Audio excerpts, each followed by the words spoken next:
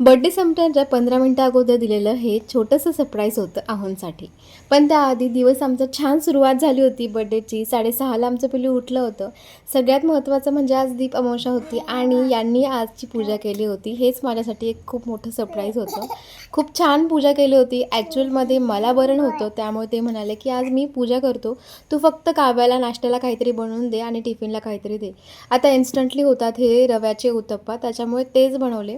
त्यानंतर पिल्लू पण झोपलेली होती, म्हणून माझ्यासाठी अजून काय बनवणार म्हणून मी पण तेच रव्याचे उत्तप्पम बनवून घेतले होते. आता नाश्त्यामध्ये खरं तर खूप लेट झाला होता. पिल्लूला झोपवलं, त्यानंतर मग चहा आणि नाश्त्याला बनवून घेतलेलं होतं. आता किती बरं असो किंवा नसो, काहीही दुखलं तरीही मला या छोट्याशा पिल्लूसाठी उठून सगळं करावंच लागतं. घरातली कामं एखाद्या वेळेस पेंडिंग राहू शकतात, बट या मॅडमची अंघोळ, खाणं-पिणं, झोपणं हे सगळं वेळेवर झालेलंच बरं असतं. त्यानंतर हा मॅडमचा ना एक फेवरेट कॉर्नर झाला आहे किचनमध्ये. मी काम काही करत असले की ती इथे येणार आणि सगळ्या गोष्टी फेकून देणार. आता याच्यामध्ये बटाटे, टमॅटो सगळं असतं, तर ती एक-एक काढून सगळ्या घरभर पसारा करत असते. त्यानंतर दुपारी जेवायला काय बनवावं हा प्रश्न पडला होता आणि एकटीसाठी म्हटलं की चपाती भाजी करायचा फार कंटाळा येतो. त्यामुळेच हे थालीपीठं बनवले होते. हे ज्वारीचे थालीपीठं आहेत, खूप मस्त लागतात. आता रेसिपी मी तुम्हाला सांगणार नाही आहे, कारण तुम्ही विचारणार नाही आहात. त्यानंतर हे थालीपीठं छान दह्यासोबत किंवा चटणीसोबत, सॉससोबतसुद्धा तुम्ही खाऊ शकता, इतके टेस्टी आहेत.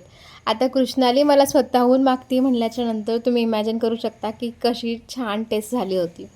त्यामुळे सांगते, चपाती भाजीला हे ऑप्शन खूप भारी वाटतो. नक्कीच ट्राय करा. त्यानंतर पिल्लूला पण लंचमध्ये मी मस्तपैकी डाळ भात बनवला होता, छान गाळ शिजवून.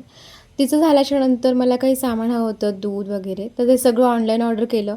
कारण अजिबात बाहेर जायची इच्छा नव्हती आणि यांनाही यायला लेट होणार होतं. दूध आणि काही फळं, म्हणजे आता कृष्णाली केळी खातेच बऱ्यापैकी, त्यामुळे केळी पण ऑर्डर केली. आणि आता संध्याकाळच्या वेळेला आम्ही आमच्या सासरी गेलो होतो. तिथे माझ्या सासूबाईंनी यांचं ऑप्शन वगैरे केलं. सगळ्यांसोबत बर्थडे सेलिब्रेट केल्याशिवाय बर्थडे वाटतच नाही, खरंच आहे.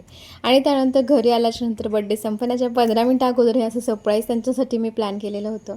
फार काही नाही, बट जे काही झालं ते करून ठेवलं होतं. सो हा होता त्यांच्या बर्थडेचा ब्लॉग. पुन्हा भेटूयात. Bye bye.